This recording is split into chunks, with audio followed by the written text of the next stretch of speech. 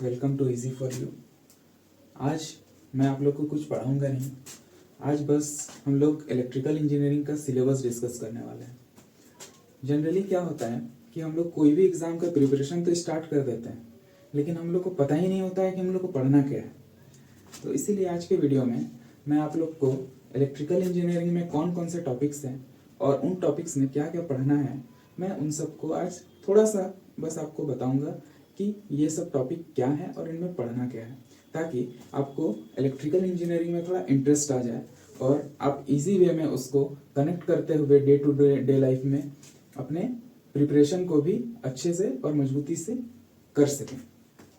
तो जैसा कि एसएससी जेईई का एग्ज़ाम होता है तो उसमें सिलेबस दिया रहता है, तो हम लोग सिंपली उस सिलेबस को एक कंसिडर करेंगे और कुछ दूसरे एग्ज़ाम्स जैसे कि पावर ग्रिड हो गया, रेलवे हो गया, तो वो सब में कुछ अलग टॉपिक स्पेशली पूछते हैं जैसे डिजिटल इलेक्ट्रॉनिक्स।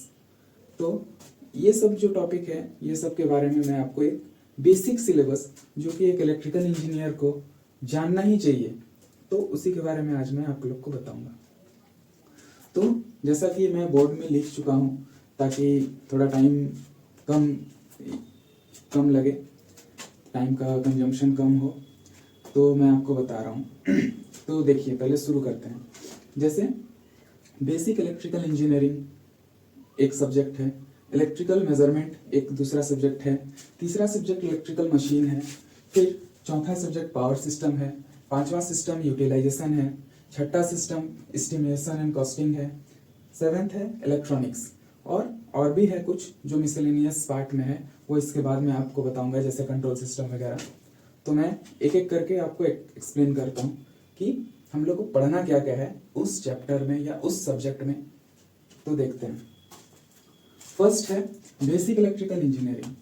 इसमें बेसिक इलेक्ट्रिकल इंजीनियरिंग में जो कि एक 11th-12th लेवल में जनरली बच्चे पढ़ते हैं, तो वही सब टॉपिक है, ज़्यादा कुछ इसमें वास्ट है नहीं। तो सिंपली इसमें फर्स्ट आता है बेसिक कॉन्सेप्ट। तो बेसिक कॉन्सेप्ट क्या है? बेसिक कॉन्सेप्ट वही है जैसे कि करंट, वोल्टेज क्या है, करंट क्या है, पावर क्या है, इलेक्ट्रिकल एनर्जी क्या है, यही सब के बारे में हम लोग इसमें पढ़ेंगे। प्लस इंडक्टर क्या होता है, कैपेसिटर क्या होता है, रेजिस्टर क्या होता है, ये सब का यूनिट, ये सब का काम और ये किस तरह से परफॉर्म करता है, सिंपली हम लोग बेसिक कॉन्सेप्ट में यही सब देखेंगे। उसके बाद हम लोग का है सर्किट लॉ और थ्योरम्स। सर्किट लॉ और थ्योरम्स में हम लोग क्या देखेंगे? सर्किट लॉ जैसे हो गया हमारा KCL, KVL, voltage division rule, current division rule, तो इस तरह का कुछ लॉ है जैसे कूलम्स लॉ, फैराडेज लॉ। तो जनरली ये कुछ बेसिक चीज़ है जो इलेक्ट्रिकल इंजीनियर को जानना चाहिए। तो इन लॉ सब के बारे में हम लोग कुछ पढ़ेंगे। और थ्योरम्स में क्या है? हमारा थेवेनिन्स थ्योरम है, नॉर्टन थ्योरम्स है, सुपरपोजिशन थ्योरम है, फिर मिलमेंस थ्योरम है, मैक्सिमम पावर ट्रांसफर थ्योरम है। तो इस तरह के कुछ थ्योरम्स हैं जिसके बारे में हम लोग पढ़ेंगे। फिर है मैग्नेटिक सर्किट। मैग्नेटिक सर्किट में हम लोग क्या देखेंगे कि किसी भी सर्किट में हमारा जब हम लोग करंट फ्लो कराते हैं तो उसका एक मैग्नेटिक प्रभाव पड़ता है। तो हमारा किसी भी सर्किट में मैग्नेटिक प्रभाव किस तरह से पड़ रहा है, जैसे म्यूचुअल इंडक्टेंस किस तरह से हो रहा है, फिर कपलिंग क्या चीज़ है, ये सब हम लोग मैग्नेटिक सर्किट में जनरली पढ़ेंगे। परमियंस क्या होता है, फ्लक्स क्या चीज़ है, यही सब के बारे में इसमें हम लोग जानेंगे। फिर है इलेक्ट्रोस्टैटिक। इलेक्ट्रोस्टैटिक में क्या है? बेसिकली इसको हम लोग समझ सकते हैं कि बिना कुछ मोशन और बिना कुछ एक्स्ट्रा ये जनरेटर के, मतलब बिना किसी जनरेटर के हम लोग का इलेक्ट्रिसिटी का जो फॉर्मेशन होता है, जैसे कि हम लोग अपने ये सूखा बाल रहता है हमारा, तो सूखा बाल में हम लोग किसी भी स्केल को जो आता है फाइबर का उसको रगड़ते हैं और जो कागज, छोटा छोटा कागज का टुकड़ा होता है उसके सामने लेके जाते हैं तो वो अट्रैक्ट करता है। जनरली इसी प्रिंसिपल पे हम लोग का इलेक्ट्रिकल इंजीनियरिंग के पॉइंट ऑफ व्यू से हम लोग इसमें पढ़ेंगे। तो ये बेसिकली हम लोग इसमें ज़्यादातर इसमें कैपेसिटर और कैपेसिटर से रिलेटेड कुछ पॉइंट्स देखेंगे हम लोग इसमें। फिर है एसी फंडामेंटल्स। एसी फंडामेंटल्स में हम लोग क्या देखेंगे? एसी फंडामेंटल्स में हम लोग देखेंगे कि AC current, AC voltage, AC power, ये सब क्या होता है। आरएमएस वैल्यू किसको बोलते हैं, एवरेज वैल्यू किसको बोलते हैं, अलग अलग वेवफॉर्म पे इसका वैल्यू क्या होता है, फॉर्म फैक्टर क्या होता है, पावर फैक्टर क्या होता है, वो सारा कुछ हम लोग इसी फंडामेंटल्स में देखेंगे। उसके बाद मिसलेनियस, इसमें है कि हम लोग का और कुछ कुछ छोटा मोटा टॉपिक ऐसा रहता है जो छूट जाता है, या फिर जो कहीं हम लोग स्पेशली उसको अलग एक टॉपिक में या सब्जेक्ट में नहीं कंसिडर कर सकते, मतलब मिला जुला इसमें बहुत सारा टॉपिक हो सकता है। जैसे कि हम लोग जो जनरली कोई बल्ब है वो कितना ये कैसा रिस्पॉन्स करेगा किसी दूसरे बल्ब के ऑन हो जाने से या फ्यूज हो जाने से, किसी सर्किट में किस तरह से वर्क करता है, जनरली ये सब कुछ कुछ छोटे मोटे टॉपिक है जो हम लोग इसमें पढ़ेंगे। फिर है इलेक्ट्रिकल मेजरमेंट। इलेक्ट्रिकल मेजरमेंट क्या है, ये भी बहुत अच्छा सब्जेक्ट है। इसमें हम लोग क्या देखेंगे, इलेक्ट्रिकल मेजरिंग इंस्ट्रूमेंट के बारे में पढ़ेंगे। फिर हम लोग इसमें एरर्स के बारे में पढ़ेंगे कि जो हम लोग मेजरिंग इंस्ट्रूमेंट में जो एरर आता है वो क्यों आता है, इसको हम लोग कैसे ठीक कर सकते हैं। फिर इसमें हम लोग वोल्टेज मेजरमेंट के बारे में पढ़ेंगे, करंट मेजरमेंट के बारे में पढ़ेंगे कि कैसे कर सकते हैं। फिर हम लोग रेसिस्टर को कैसे मेजर कर सकते हैं, पावर को कैसे मेजर कर सकते हैं, एनर्जी को कैसे मेजर कर सकते हैं, जैसे watt meter, energy meter, power factor meter, तो ये सब के बारे में हम लोग इसमें जनरली पढ़ेंगे। फिर हम लोग इसमें एसी ब्रिजेस के बारे में भी पढ़ेंगे। फिर डिजिटल वोल्ट मीटर के बारे में पढ़ेंगे कि वो क्या होता है, सीआरओ के बारे में पढ़ेंगे। तो जनरली इसमें हम लोग मेजरमेंट में वही सब पढ़ेंगे। और एक ट्रांसड्यूसर, वो भी हम लोग इसी में देख लेंगे। फिर है हमारा सबसे इम्पोर्टेंट टॉपिक इलेक्ट्रिकल इंजीनियरिंग का, जो मतलब किसी भी एग्जाम में सबसे ज़्यादा वेटेज अगर आता है तो हमारा बेसिक इलेक्ट्रिकल इंजीनियरिंग, उसके बाद इलेक्ट्रिकल मशीन, यही और पावर सिस्टम, ये तीन जो है हमारा सब्जेक्ट। इस तीनों सब्जेक्ट से किसी भी इलेक्ट्रिकल इंजीनियरिंग के जेई हो, एई हो या फिर आईटीआई लेवल का एग्जाम हो, लगभग 60% का क्वेश्चन यही तीनों टॉपिक से कवर होता है। तो इसीलिए बेसिक इलेक्ट्रिकल मशीन और पावर सिस्टम बहुत ही ज़्यादा इंपॉर्टेंट है। तो इलेक्ट्रिकल मशीन में हम लोग क्या पढ़ते हैं, इलेक्ट्रिकल मशीन में हम लोग जनरली दो तरह की मशीन पढ़ेंगे। एक पढ़ेंगे एसी मशीन, दूसरा पढ़ेंगे डीसी मशीन। डीसी मशीन में हम लोग क्या देखेंगे, डीसी मोटर के बारे में पढ़ेंगे और डीसी जनरेटर के बारे में पढ़ेंगे कि ये क्या होता है, कैसे काम करता है, क्या वर्किंग प्रिंसिपल है, वो सब। उसके बाद एसी मशीन में हम लोग देखेंगे सबसे इम्पोर्टेंट पॉइंट टॉपिक ट्रांसफार्मर, जो अभी हम लोग एक इससे पहले इंट्रोडक्शन क्लास था, इंट्रोडक्शन वीडियो था, उसमें बस हम लोग ट्रांसफार्मर के नाम्स के बारे में देखे थे कि क्या क्या हम लोग का ट्रांसफार्मर का अलग अलग नेम्स हैं, ठीक है, तो वो देखे थे। तो ट्रांसफार्मर है हो गया इसी मशीन में। फिर इंडक्शन मशीन हो गया, इंडक्शन मोटर हो गया। तो इंडक्शन मोटर दो तरह का, एक 3 फेज इंडक्शन मोटर, फिर एक सिंगल फेज इंडक्शन मोटर। तो उसी तरह से फिर और है इसी मशीन में हमारा सिंक्रोनस मशीन। सिंक्रोनस मशीन में हम लोग क्या देखेंगे, सिंक्रोनस जनरेटर देखेंगे। जनरली जो पावर प्लांट में यूज होता है ना, वो कि इलेक्ट्रिकल पावर जनरेट कैसे करता है, तो सिंक्रोनस मशीन में सिंक्रोनस जनरेटर देखेंगे, सिंक्रोनस मोटर देखेंगे। फिर उसके बाद हम लोग क्या देखेंगे, इसमें फ्रैक्शनल किलोवाट मशीन। इसमें क्या होता है ना, फ्रैक्शनल किलोवाट मतलब कि बहुत कम किलोवाट के मोटर्स होते हैं, जैसे स्टेपर मोटर हो गया, पोनी मोटर हो गया।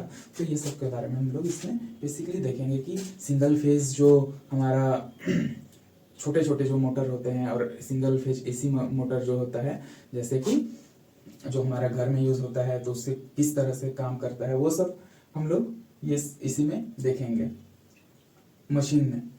फिर है पावर सिस्टम। पावर सिस्टम, अब देखिए इलेक्ट्रिकल एनर्जी है, तो इलेक्ट्रिकल एनर्जी आया कैसे, कैसे हम लोग के घर तक पहुंचा जनरेटिंग स्टेशन से, जनरली यही है पावर सिस्टम में कि वो जनरेट कैसे हुआ और जनरेट होके हमारे घर तक कैसे पहुंचा। तो फर्स्ट है हमारा जनरेशन। जनरेशन में हम लोग क्या देखेंगे, जनरेशन में हम लोग देखेंगे कि पावर का जनरेट कैसे होता है, पावर को हम लोग जनरेट कैसे करते हैं, क्या क्या मेथड है, जैसे हाइड्रो पावर प्लांट है, थर्मल पावर प्लांट है, न्यूक्लियर पावर प्लांट है। बेसिकली ये सब के बारे में देखेंगे। और हम लोग सिर्फ एग्जाम ओरिएंटेड जिस तरह के क्वेश्चन पूछते हैं, जिस तरह का हम लोग का जो इम्पोर्टेंट है हमारे लिए, वो सब टॉपिक को बहुत अच्छे से वो सबको कवर करने का कोशिश करेंगे। और बाकी सब जो है वो सबको भी हम लोग साथ में लेते हुए चलेंगे। लेकिन हम आपको बता देंगे कि जो जो इम्पोर्टेंट है वो सब एकदम अच्छे से, इसका सारा कॉन्सेप्ट को अच्छे से क्रिस्टल क्लियर करके माइंड में सेट करके रखना है। जनरेशन के बाद फिर हो गया economics of generating station. Economics of generating station में हम लोग क्या देखते हैं जनरली हम लोग का जो जनरेटिंग स्टेशन में हम लोग जो जनरेट करते हैं पावर, उसमें होने वाले खर्च के बारे में वो कैसे डिपेंड करता है, क्या है। जैसे हम लोग उसमें देखते हैं डिमांड फैक्टर के बारे में पढ़ते हैं, फिर डाइवर्सिटी फैक्टर के बारे में पढ़ते हैं। तो ये सब कुछ कुछ फैक्टर्स है, लोड फैक्टर के बारे में पढ़ते हैं। ये सब कुछ कुछ फैक्टर्स हैं जो इकोनॉमिक्स पे डिपेंड करता है। और फिर है नेक्स्ट ट्रांसमिशन एंड डिस्ट्रीब्यूशन। अब जो जनरेट हुआ है इलेक्ट्रिकल पावर जनरेटिंग स्टेशन में, अब उसको सिर्फ जनरेटिंग स्टेशन में तो नहीं रखना है, अब उसको ट्रांसमिट करना है। ट्रांसमिट करना है कहने का मतलब क्या है कि हम लोग को जनरेटिंग स्टेशन से जो लोड है कहने का मतलब है हम लोग जो हैं, हम लोग कंज्यूमर्स हैं जो कंज्यूम करेंगे इलेक्ट्रिसिटी को, वहां तक कैसे पहुंचाया जाए, आइदर कोई सिटी में या कोई फैक्ट्री में। तो हम लोग जनरली ट्रांसमिशन के थ्रू उसको पहुंचा सकते हैं। तो ट्रांसमिशन किस तरह से होता है, टावर्स लगते हैं बड़े बड़े, उसमें फिर उसको अलग से कंडक्टर होता है, अलग टाइप का बंडल्ड कंडक्टर। तो ये सब कुछ कुछ है वो हम लोग उसमें देखेंगे एकदम डिटेल में। फिर डिस्ट्रीब्यूशन क्या है ना कि वो जो इलेक्ट्रिकल पावर ट्रांसमिट हुआ था वो किसी सब स्टेशन में तो आ गया, सब स्टेशन तक ट्रांसमिट हो गया। अब सब स्टेशन से कॉलोनी जो हमारा है ना, जहाँ पे हम लोग रहते हैं, तो वहां तक जो इलेक्ट्रिसिटी को पहुंचाने का काम जो है ना वो डिस्ट्रीब्यूशन का होता है। तो इसमें हम लोग देखेंगे कि वो डिस्ट्रीब्यूट किस तरह से हो रहा है, जो क्योंकि हम लोग जानते हैं ट्रांसमिशन बहुत हाई वोल्टेज में होता है। अब हाई वोल्टेज को तो हम लोग डायरेक्टली यूज कर नहीं सकते हैं, इसीलिए उसको हम लोग जनरली ट्रांसफार्मर के मदद से उसको स्टेप डाउन करके हम लोग सप्लाई करते हैं। ये सब होता है सब स्टेशन में। तो ये सब पढ़ेंगे अच्छे से, बहुत ही अच्छे से पढ़ेंगे ये सब। फिर है switch gear and protection. Switch gear and protection क्या है? स्विच गियर जो है ना, स्विच गियर जो वर्ड है ये हम लोग का सर्किट ब्रेकर और रिले, ये दोनों का कॉम्बिनेशन को ही हम लोग बेसिकली स्विच गियर बोलते हैं। ठीक है, तो इसमें क्या है ना कि हम लोग का जो ट्रांसमिशन और डिस्ट्रीब्यूशन जो हो रहा है उसमें जो भी इंसुलेटर लगे हुए हैं, रिले लगे हुए हैं, तो ये सब का वर्किंग के बारे में पढ़ेंगे कि क्या क्या होता है, फिर किस तरह से हम लोग जो फॉल्ट होता है उसको प्रोटेक्ट करते हैं। तो यही सब के बारे में हम लोग स्विच गियर एंड प्रोटेक्शन में पढ़ेंगे। नेक्स्ट है यूटिलाइजेशन। आजकल के एग्जाम में यूटिलाइजेशन इस टॉपिक से भी काफी क्वेश्चन बन रहे हैं, काफी क्वेश्चन आ रहे हैं। तो इसमें है क्या, फर्स्ट है इल्यूमिनेशन। इल्यूमिनेशन क्या है? इल्यूमिनेशन है जैसे मैं यहाँ पढ़ा रहा हूँ ना आप लोग को, तो यहाँ मैं लाइट लगाया हूँ, तो ये जो लाइट है ये इल्यूमिनेट कर रहा है, मतलब प्रकाश डाल रहा है, प्रकाश यहाँ पे हो रहा है। तो इसी को हम लोग बोलेंगे इल्यूमिनेशन, मतलब लाइट जो जलता है ना उसी को हम लोग बेसिक एकदम हमारा जो लोकल लैंग्वेज है उसमें हम लोग समझ सकते हैं कि जो लाइट जल रहा है वो। तो इल्यूमिनेशन में हम लोग उसके बारे में पढ़ेंगे। तो इल्यूमिनेशन में क्या क्या होगा, इल्यूमिनेशन में अलग अलग बल्ब्स के बारे में पढ़ेंगे, अलग अलग हम लोग क्या क्या जो हेलोजन वगैरह आता है, हेलोजन बल्ब बड़ा बड़ा देखे हो ना, हेलोजन लाइट जो रहता है वो सब के बारे में पढ़ेंगे। फिर अलग अलग जो बल्ब आते हैं वो सब के बारे में इसमें देखेंगे। फिर वेल्डिंग और हीटिंग। वेल्डिंग और हीटिंग हम लोग के लिए काफ़ी इंपॉर्टेंट हो जाता है, क्योंकि ये भी आजकल इलेक्ट्रिकल का एग्जाम्स में बहुत पूछे जा रहे हैं। तो वेल्डिंग कितने टाइप के होते हैं, क्या क्या होते हैं, वो सब हम लोग इसमें पढ़ेंगे। फिर है ट्रैक्शन। ट्रैक्शन क्या है? ट्रैक्शन से आप समझ सकते हैं ना कि जो रेलवे है, रेलवे में जनरली इलेक्ट्रिसिटी जो सप्लाई होता है, तो रेलवे का जो इंजन होता है, इंजन के ऊपर आप देखे होंगे एक लोहा का लगा रहता है जो ऊपर जो वायर है उसके साथ कनेक्ट रहता है, उसको पेंटोग्राफ बोलते हैं जनरली। तो वो जो पेंटोग्राफ से वो रेलवे इलेक्ट्रिसिटी को किस तरह से लेता है, किस तरह से कंज्यूम करता है, कैसा वो क्या है, वो उसका प्रोसेस क्या है, वो इलेक्ट्रिसिटी का जनरली आप बेसिक आम बोलचाल की भाषा में मोटे मोटे तौर पे आप ये समझ सकते हैं कि रेलवे जो है वो इलेक्ट्रिसिटी का कैसे यूज करता है। ठीक है, उसके बाद इसमें मिसलेनियस और बहुत सारा कुछ है, जैसे इलेक्ट्रोप्लेटिंग वगैरह है, इलेक्ट्रोप्लेटिंग प्रिंटिंग है, ये सब कुछ कुछ है इलेक्ट्रिसिटी का यूज। तो वहीं यूटिलाइजेशन मतलब क्या, इलेक्ट्रिसिटी का यूज ही तो हम लोग इसमें सिर्फ इलेक्ट्रिसिटी का यूज के बारे में देखेंगे। नेक्स्ट है estimating and costing. Estimating and costing बहुत इंपॉर्टेंट है। इसमें हम लोग क्या देखेंगे, इसमें आई रूल्स के बारे में देखेंगे। ठीक है, इंडियन इलेक्ट्रिसिटी रूल के बारे में हम लोग इसमें देखेंगे। फिर CPWD रूल के बारे में देखेंगे कि कुछ कुछ नियम होते हैं ना, ऐसे ही तो हम लोग कुछ नहीं लगा सकते हैं इलेक्ट्रिसिटी का, ऐसे ही हम लोग जो घर में जैसे कि यूज कर रहे हैं, तो एक नियम होता है, व्यवस्था, एक व्यवस्थित कानून है, उसी के तहत हम लोग इलेक्ट्रिसिटी को हम लोग इंस्टॉल करते हैं, इलेक्ट्रिसिटी का यूज करते हैं। तो हम लोग इसमें बेसिकली वही रूल्स के बारे में देखेंगे। फिर और क्या देखेंगे इसमें हम लोग वायरिंग, जो हम लोग वायरिंग करते हैं वो देखेंगे कि किस तरह से वायरिंग करते हैं, कितने टाइप के वायरिंग होते हैं, कौन कौन से वायरिंग होते हैं, वो सब देखेंगे। फिर इसमें बेसिकली हम लोग क्या सीखेंगे, इसमें सीखेंगे कि इलेक्ट्रिसिटी को जो हम लोग यूज कर रहे हैं तो उसको हम लोग किसी भी प्रोजेक्ट में हम लोग इलेक्ट्रिसिटी को यूज करने के लिए जो भी इक्विपमेंट्स लगेंगे, जो भी हमारा किस तरह से उसको हम लोग इरेक्ट करेंगे पूरे घर में, तो घर में या फैक्ट्री में, तो उसका एक बेसिकली एक मतलब कि एस्टिमेट बनाते हैं कि हम लोग को इतना पैसा खर्च होगा। तो एक एस्टिमेट बनाने का काम हम लोग इस सब्जेक्ट के मदद से कर सकते हैं। फिर है इलेक्ट्रॉनिक्स। इलेक्ट्रॉनिक्स बहुत इंपॉर्टेंट है, खास करके रेलवेज के एग्जाम्स के लिए, और बाकी जो जैसे यूपीपीसीएल वगैरह एग्जाम है उसके लिए भी इलेक्ट्रॉनिक्स का बहुत ज़्यादा ही मतलब आजकल पूछ रहा है क्वेश्चन। तो इलेक्ट्रॉनिक्स में हम लोग क्या देखेंगे, बेसिक इलेक्ट्रॉनिक्स। बेसिक इलेक्ट्रॉनिक्स में हम लोग जनरली देखेंगे सेमीकंडक्टर फिजिक्स के बारे में हम लोग इसमें पढ़ेंगे, P type semiconductor, N type semiconductor, PN junction के बारे में, यही सब कुछ होगा बेसिक इलेक्ट्रॉनिक्स में। डायोड वगैरह के बारे में हम लोग पढ़ेंगे।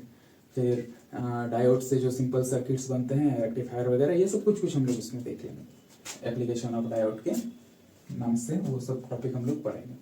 फिर है एनालॉग इलेक्ट्रॉनिक्स। एनालॉग इलेक्ट्रॉनिक्स में क्या देखेंगे ना, इसमें हम लोग देखेंगे ओपेम्स वगैरह सब देखेंगे। ओपेम्स जो ऑपरेशनल एम्पलीफायर बोलते हैं वो देखेंगे, फिर एम्पलीफायर देखेंगे, फेड देखेंगे, जे फेड देखेंगे, ये सब कुछ टॉपिक है जो एनालॉग इलेक्ट्रॉनिक्स में हम लोग पढ़ेंगे।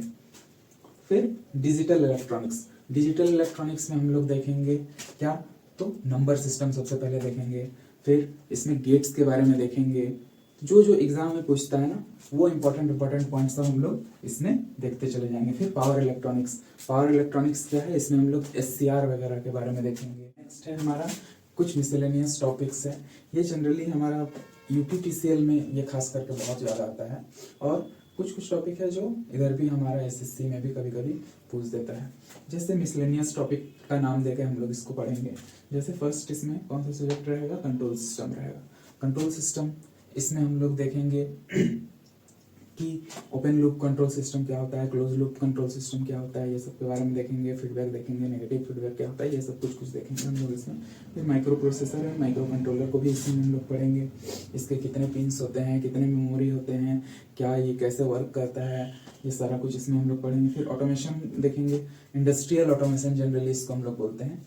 ये इसमें हम लोग क्या देखेंगे, पीएलसी और स्काडा के बारे में हम लोग इसमें पढ़ेंगे कि किसी भी इंडस्ट्री को हम लोग ऑटोमेटिक तरीके से ऑपरेट करने के लिए किस तरह से हम लोग यूज़ कर सकते हैं, उसको कैसे हम लोग उसको ऑटोमेटेड वे में उसको इंडस्ट्री को रन कर सकते हैं, वो हम लोग पीएलसी स्काडा के थ्रू हम लोग ऑटोमेशन को पढ़ेंगे। उसके बाद है बेसिक्स ऑफ कंप्यूटर। हम कुछ एग्जाम्स में ना कंप्यूटर के भी कुछ क्वेश्चन आजकल दे रहे हैं, एग्जाम्स में आ जा रहा है, तो वो सब को हम लोग बेसिक्स ऑफ कंप्यूटर में देखेंगे। और साथ साथ ये जो पूरा सिलेबस है, ये पूरा सिलेबस को मैं कोशिश कराऊंगा आपको कंप्लीट कराने का, और इसके साथ साथ ही कोशिश करूंगा कि मैं इसका एमसीक्यू को भी आपको साथ में प्रोवाइड कराऊं और एमसीक्यू का भी प्रैक्टिस कराऊं। तो अभी जैसे कि मैं स्टार्ट किया हूँ ट्रांसफार्मर को पढ़ाना, तो ट्रांसफार्मर को मैं इसको कंप्लीट करूंगा, और ट्रांसफार्मर कंप्लीट जैसे ही हो जाएगा उसके कुछ इंपॉर्टेंट क्वेश्चन को भी मैं आपको बता दूंगा। उसके बाद मैं सोच रहा हूँ जिस तरह से आप लोग का रिस्पॉन्स आएगा कि साथ साथ पैरेलली 2 सब्जेक्ट को चलाने का, ताकि जल्दी में आप लोग को रिवीजन भी करने का एक टाइम मिल जाए, क्योंकि एसएससी का एग्ज़ाम जैसे कि आप लोग को पता है हो सकता है जून में हो जाएगा, तो इसीलिए हम लोग कोशिश करेंगे कि जल्दी से ये सारा जो सिलेबस है उसको कवर करने का। तो सोच रहा हूँ मैं कि ट्रांसफार्मर को पढ़ाऊँ और उसके साथ साथ ही बेसिक इलेक्ट्रिकल इंजीनियरिंग को भी पढ़ाऊँ, और मेरा कोशिश यही रहेगा कि जो हमारा तीनों टॉपिक है, जो मोस्ट इम्पोर्टेंट सब्जेक्ट है, बेसिक इलेक्ट्रिकल मशीन और जो पावर सिस्टम यहाँ पे लिखा हुआ था पावर सिस्टम, तो ये तीनों को मैं सबसे पहले कंप्लीट कराऊं। उसके बाद फिर मेजरमेंट पढ़ाऊंगा और बाकी सब्जेक्ट एस्टिमेटिंग एंड यूटिलाइजेशन जो भी है वो सब। तो आज के लिए बस इतना ही। बस मैं इतना बोलना चाहूँगा कि हम लोग किसी भी एग्ज़ाम का प्रिपरेशन करते हैं ना, तो सिलेबस जो है वो माइंड में हम लोग का हमेशा बैठा हुआ होना चाहिए, और जैसा उसका वेटेज है वो भी हम लोग को पता होना चाहिए।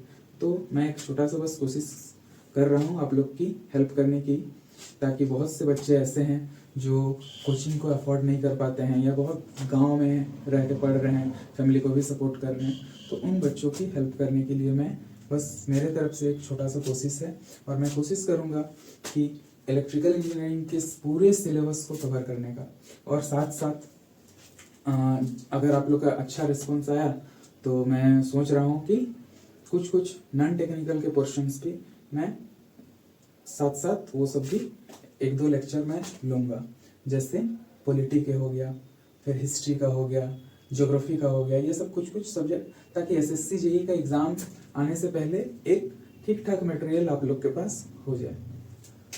तो once again thank you video पे बने रहने के लिए। और इजी फॉर यू एक परिवार है, और इस परिवार में आप सभी का स्वागत है। इसी तरह साथ रहें और साथ मिलके एक दूसरे को सपोर्ट करके आगे बढ़ें। Thank you.